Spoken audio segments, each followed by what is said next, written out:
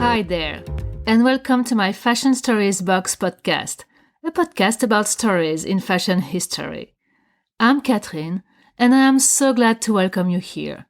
Let's discover together interesting facts about fashion and history and fashion history.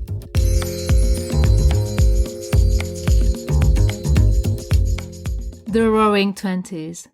Who never dreamt of such an exuberant and magnificent life as in The Great Gatsby? For me, the 20s are a decade synonymous with excess, craziness, freedom, hope, and glamour. A decade where women were showing their legs, dancing the Charleston on the dance floor until late into the night, listening to jazz music, and smoking cigarettes with these long cigarette holders, drinking cocktails, and driving cars. The First World War ended on November 1918, seeing the creation of a brand new world. The remaining empires from the previous century didn't survive this first international conflict.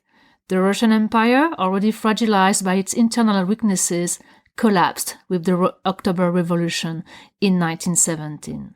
This led the new regime to sign an armistice with the Central Powers, the creation of the young USSR under the lead of Lenin, and the exodus to European countries and the US of the White Russians, these aristocrat families who fled the communist regime. This Russian immigration, you will see, will have a role to play in the development of the 20s fashion style for many reasons I will cover later. Another empire which didn't survive the First World War was the Ottoman Empire. The Ottoman Empire was an ally of the Central Powers, also including Germany and Austria-Hungary. As their allies capitulated, the Ottoman Empire, also suffering from internal lack of reforms and modernity, collapsed, leading to the creation of the young Turkish Republic run by Mustafa Kemal Atatürk. Then, the Central Powers disintegrated, leading to Austria-Hungary signing an armistice with the Allies on November 4th, 1918, and finally Germany on November 11th, 1918. As you can see, the world was completely changed. Big powers disintegrated, new countries appeared on the map in which governments were trying to lay the foundations of a more equalitarian and modern society. The young USSR gave to women the right to vote, as did the young Turkish Republic, forcing also alphabetization of their people and modernization of their societies. On the Allies' side, the First World War also had impacts. Apart from them being the winners, if we can speak about winners when we speak about wars, the society was transformed. During the war, men had to leave to fight on the fronts, meaning that women had to deal with making the countries work. They were now in charge of the farms, the fields labor, the factories, producing weapons and other items needed to support the war efforts. Men were back only for short permissions. My great-grandfather fought during the First World War, and my great-grandmother was in charge of the farm, as they were farmers. My grandmother was born during the First World War in 1916, and she always joked as being the result of one of her father's permission during the war, as he came back from the war injured and then got sick.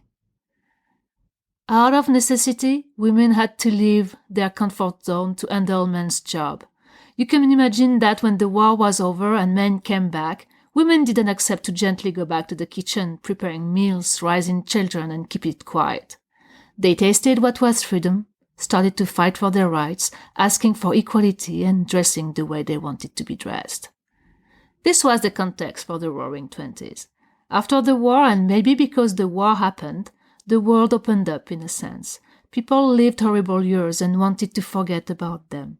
This openness had an impact on the cultural life, and the cultural movement we usually link with the 20s is the Art Deco movement. Let me give you some more information about it.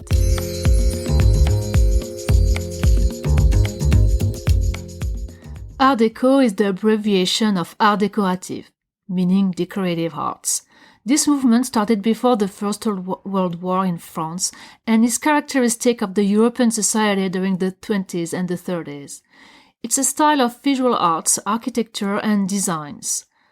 The appellation Art Deco got formalized in 1925 following the Exposition Internationale des Arts Décoratifs et Industriels Modernes, which was held in Paris and during which the style was first shown. At the source of this movement is modernism and modernity. The items presented during this exhibition had one particularity in common. Should it be luxury items, more affordable ones, fashion, furniture, accessories, and so on? This particularity was to create a sleek and anti-traditional elegance, symbolizing wealth and sophistication. This artistic movement was the translation of people's admiration for the modernity, the machines, and for the qualities people were associating with machine-made items, as simplicity and symmetry, for example. The main features of Art Deco are simple, clean shapes and lines and geometric forms. The Art Deco items mix artificial materials as plastics with natural ones as jade, silver, ivory, obsidian, chrome, or rock crystals. Art Deco was also influenced by other artistic movements as Art Nouveau, Bauhaus, Fauvism, Cubism, and the Ballet Russe of Sergei Diaghilev. The main decorative inspirations came from American Indian, Egyptian, ancient civilizations, Asia, and nature, including patterns as female figures, animals, foliage, and sun rays in a stylized way. Some renowned names linked with the Art Deco movement include the architect Eliel Saarinen, the metalsmith Jean Puyforca, the glass and jewelry designer René Lalique, the fashion illustrator Erte, the artist jewelers Raymond Templier and Vivienne Nielsen, the graphic artist Edward McKnight Kauffer, and the fashion designer Paul Poiret. The most famous Art Deco examples are the Chrysler Building in New York, the interiors of the New York City's Rockefeller Center, the Empire State Building, and La Samaritaine in Paris, which opened again in 2021 after 16 years of being closed, and whose style is a subtle mix of Art Deco and Art Nouveau. Art Deco had a big influence, as we saw, on architecture, but also on sculpture, paintings, graphic arts, with beautiful fashion illustrations, interior design, furniture, design, glass art, metal art, and of course textile and fashion. It was more than just an artistic movement. It was the translation of the spirit of that time, of a society turned towards modernity.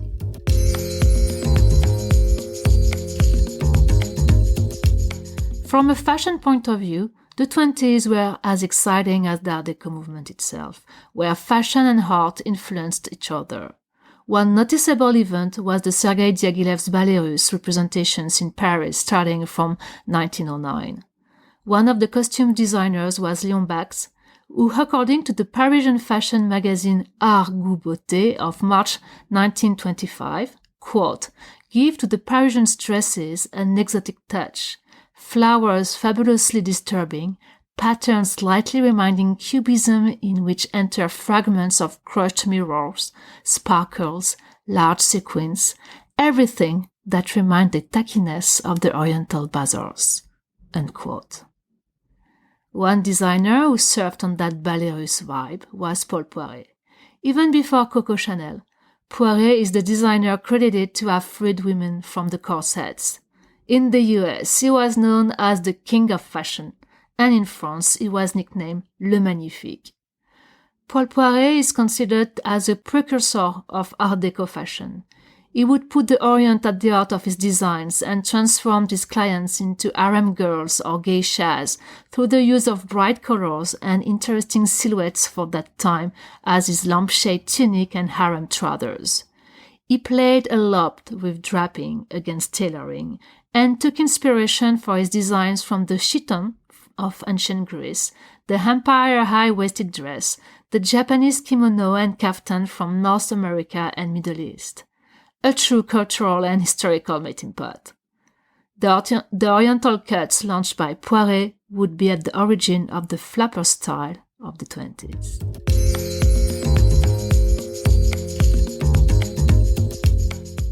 What is the flapper style or à la garçon style? You might have coming in mind these women dressed in straight dresses with shorter hemlines, cloche hats, and short haircuts, and you would be right. Remember, after the war, women didn't want to come back to their pre-war routine and rejected the very constrained dresses and corsets. They were fighting for their new rights and wanted their clothes to reflect their new freedom. It was the first time in modern history that women's dress became that short. Not only did you see the feet and ankles, but you could also see the calf. How scandalous!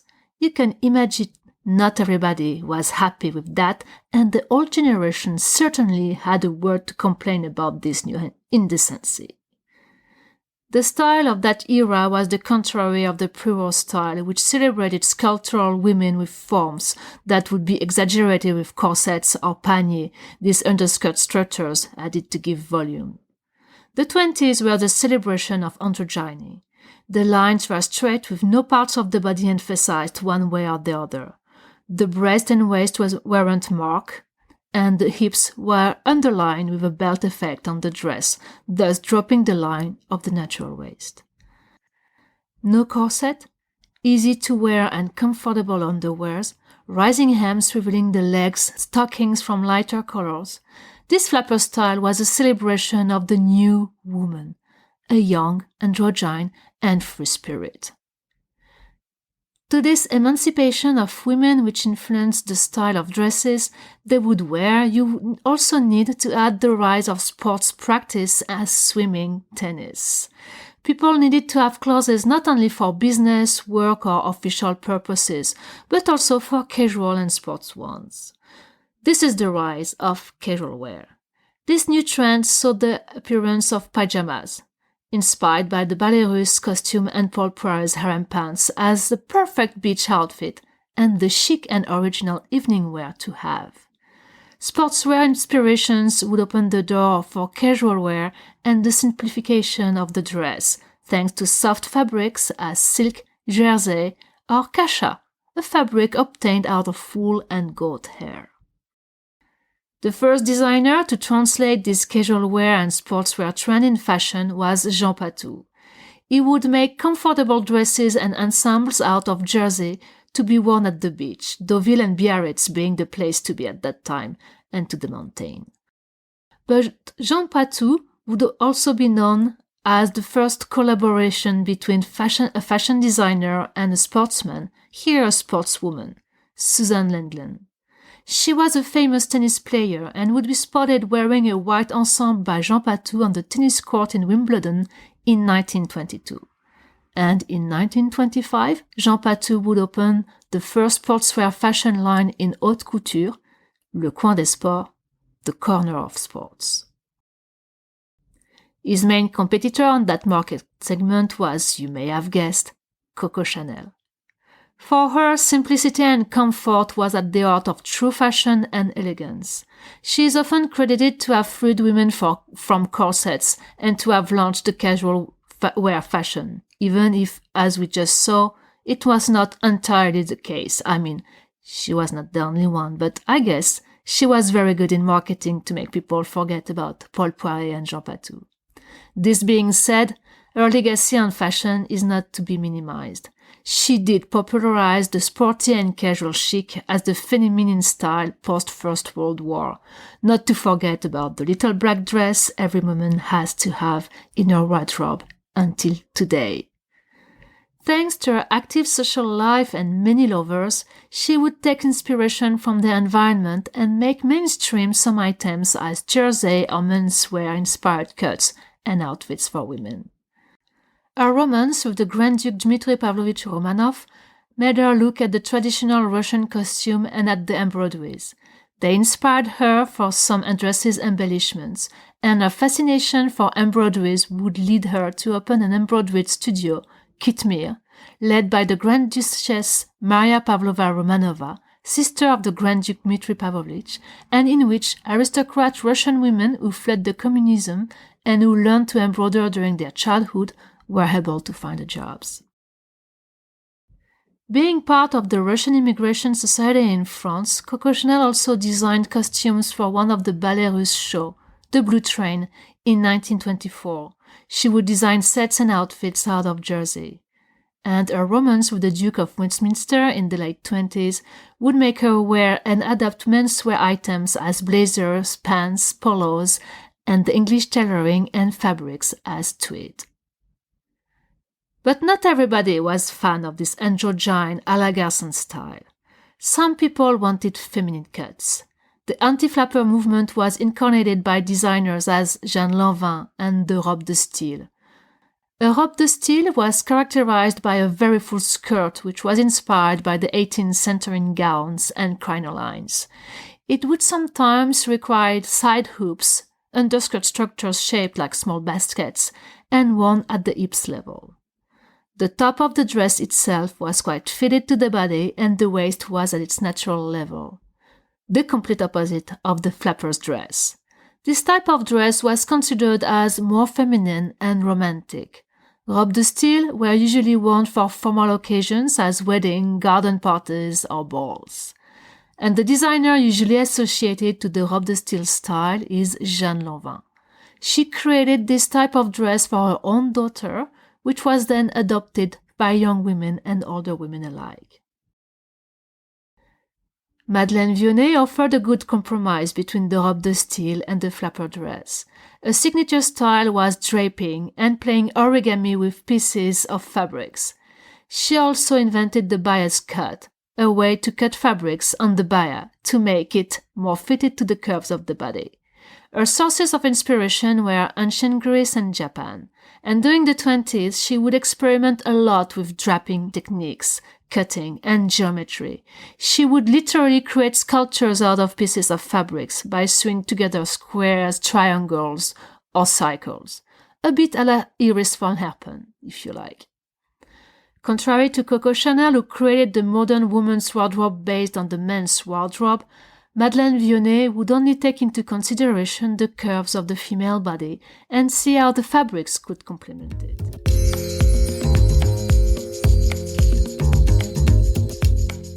So many styles and sources of inspiration for this exciting decade, right?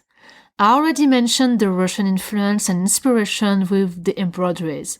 You can also add the Russian traditional costume westernized with cuts of dresses reminding the rubashka, which was a tunic worn by men in the countryside, and which would be worn on the top of a long skirt by fashionistas. The kokoshnik, a traditional Russian headwear, would also inspire jewelers and millionaires in their creations.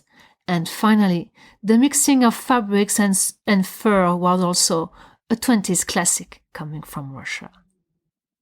To this, you could add names as the artists Stepanova, Popova, and Rodchenko, who started to design clothes and patterns corresponding to their visions of the future and the rationalization of the production. Natalia Goncharova is another interesting Russian figure in Paris. She designed costumes for the ballet russe and embroidered dresses inspired by a Slavic heritage and mixing abstract patterns inspired by the avant-garde.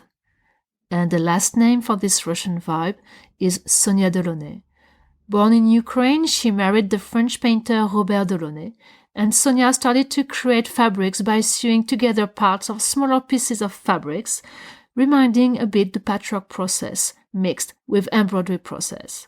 She would play with colors and geometric forms to create gradients, visual effects, and movement. Japan was also a source of inspiration, particularly the kimono and the geishas, which would inspire beautiful evening coats and lean silhouettes. Ancient Greece with the draping of the dresses, ancient Egypt with hieroglyphs motifs embroidered on the fabrics for coats or clutches, Native American, African motifs. It gives this idea of the 20s being an inclusive decade, where different cultures and inspirations were mixed together. Today we would scream of cultural appropriation. However, for me, I see in it the way of this new society opened for a better future, inclusive of all cultures and celebrating them.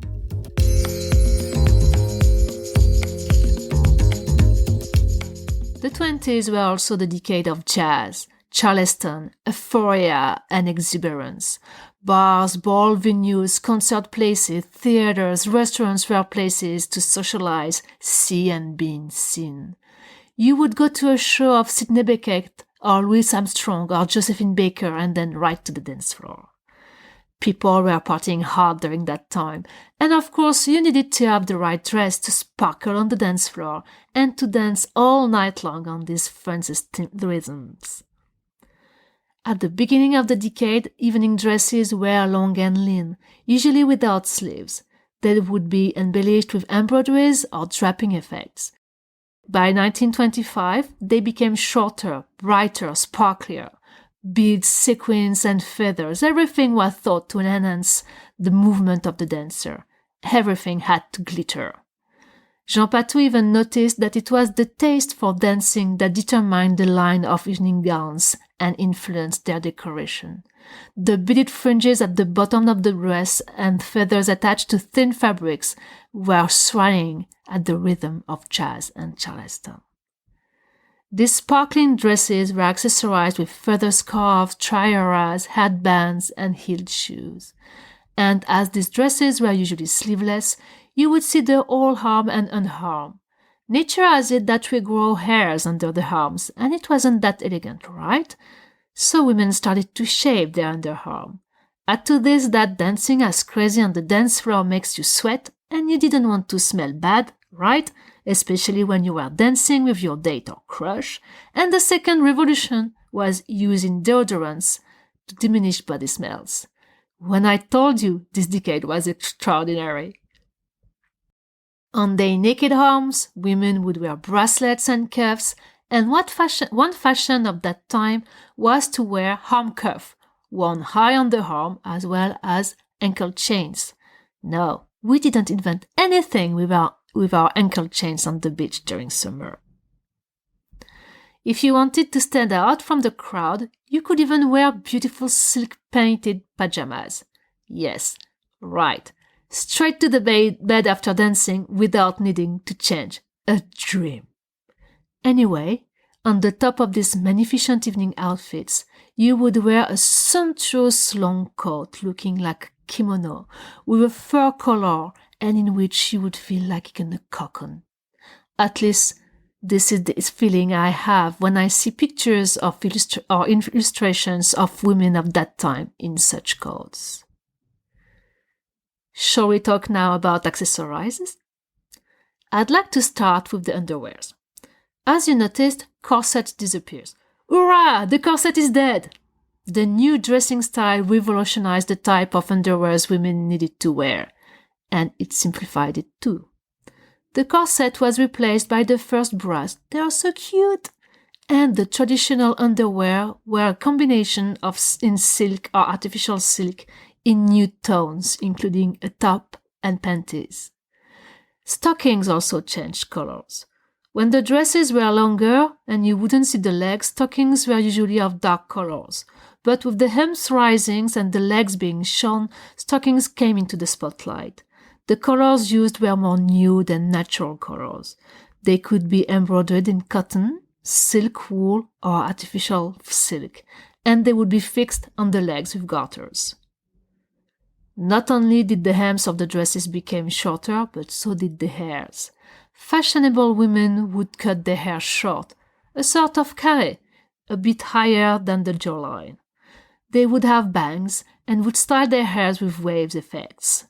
The à la garçon haircut was so emblematic of the 20s and was popularized by the actress Louise Brooks. At that time, a woman wouldn't go outside without a hat, and the hat of the 20s was the cloche hat or bell hat. This hat would entirely cover the hairs, and the front side of it would even hide your eyes, or at least would come at the same level as your eyebrows. You had a large variety of hat inspirations for the 20s. Chinese hats, turbans, hats inspired by the ancient Egyptian pharaoh's headpiece, and the kokoshnik. I already mentioned it, but the kokoshnik was a real furor during the 20s. It would inspire day and evening hats and the tiaras that would be worn for weddings, balls, or any other official events. Why such a big enthusiasm and passion for the kokoshnik? Well, because the kokoshnik is worn low on the forehead and put the emphasis on the eyes. It creates a dramatic look And during the 20s, everything was about being dramatic. And to emphasize the drama, you needed to have the right makeup. And here, full light on the eyes. Thin eyebrow lines, eyes underlined with a line of black eyeliner and black mascara, all completed with white powder and red lipsticks. Some women would also put Vaseline on their eyelids to reflect the light. As I said, all about drama and mystery. Jewelry was also an important accessory for the 20s women. Bracelets, arm cuffs, even Susan Langland was wearing one during her Wimbledon match together with her Patou dress. Ankle chains, necklaces, earrings, rings. If we look at pictures and illustrations of the 20s, we notice the variety of jewelry and quite massive ones, reflecting the Art Deco influence in the forms and style of materials used. We also notice the now famous Chanel strings of pearls. During the 20s, Chanel would depopularize the fantasy jewelry, understand jewelry not made from precious metals as gold or silver. When it comes to bags, they were a must-have accessory for the now active women. Bags needed to be big enough to carry out their essentials, meaning their lipsticks and cigarettes, but not too big. For the day, they would have a clutch bag they would have under their arm or in their hand, and for the evenings, their clutch bags would be done to match their evening dresses. Bags were almost a piece of art women were wearing, and you would see beautifully decorated bags inspired by the Art Deco favorite patterns. And what about the shoes? What kind of shoes would fit the new active life of women during the day and their dancing on parties during the night? With the rise of the dresses, shoes were another source of attention. The main type of shoes were a slipper type with heels and stripes. They would be in leather or satin or even silk, in bright colors and beautifully decorated with embroidery, pearls, and rhinestones. I even read that heels could be removable to fit the occasion. Famous footwear designers came to fame at that time, such as Perugia and Salvatore Ferragamo. And under the influence of sportswear and casual wear, the 20s saw the appearance of the sandals, which could be worn on the beach or for daily occasions with small heels, the Cuban heels, or with higher heels for more evening occasions. Now that we did an overview of the many things that happened in the fashion world during the 20s, let's now close our eyes and imagine how we would have lived and dressed should we would have been 20 in the 20s.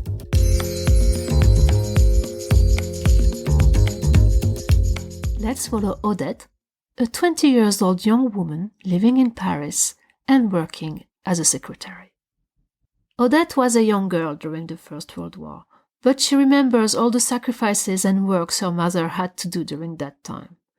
So when the time came after her certificate d'études, Paulette decided to leave these bad memories in the past, to go to the capital, the city of lights, to meet artists and to enjoy her life. During the day, Odette works as a secretary in her office. Every morning, she follows a routine. After a light breakfast, she would wash herself and put on her underwears, a silk combination she bought with her last month's salary at the Galeries Lafayette. It was a completely folly, but she likes the feeling of silk so much that she couldn't resist. She puts on her silk stockings, not the one with the embroideries. This pair of stockings is for partying. Then she puts on her dress. She sewed it herself, based on a model of Coco Chanel she saw in a fashion magazine. The sewing classes her mother forced her to take didn't go in vain, until the day she would be able to afford a real Chanel or Patou. It's a black dress whose skirt is pleated and whose top drops until the hips with a belt effect. Roomy, comfortable, and perfect for the office. She knows her director will be jealous. Now, it's time for hairstyle and makeup. As all her girlfriends, she had her hair short. What a scandal it was when she came back to her parents' place after 2 months in Paris. But she so wanted to look like the actresses she saw in the movies and also to be fashionable. And she doesn't really care if dressed that way or with that kind of haircut. She won't find a good husband. She doesn't need any husband. She can provide to her by herself. After having brushed her short hairs, she styles them into small waves on the forehead. She powders her faces with rice powder, draws the line of her eyebrows as thin as possible, adds some mascara and bright red lipsticks. She puts the pearls necklace her mother offered her when she turned 18 years old. And it's almost time to leave for work. Madame the director doesn't like when people are late. She puts on her new black cloche hat with a flower on the side, her black leather shoes, her coat, not to forget a small bag with her lipstick and cigarettes, and her gloves. She sprays some perfume, and off she goes. Odette is excited to start this day and for the evening to come. With her girlfriends after work, they plan to see the last show of the Ballet Russe, the Blue Train, whose costume has been designed by Coco Chanel herself. Maybe she will be there too. And then, after the ballet, they will go right to this new nightclub we just opened. She can't wait to put on her dancing gown, all with beads and rhinestones, to sparkle on the dance floor, to smoke cigarettes and to drink cocktails. Maybe they will meet artists or foreigners. She dreams to meet one day with an American or an Englishman. Or why not a Russian? Nationality is not an issue, as long as this person is a foreigner. So exotic. She loves Paris and she loves being 20 and 20s. And I think I would have loved too.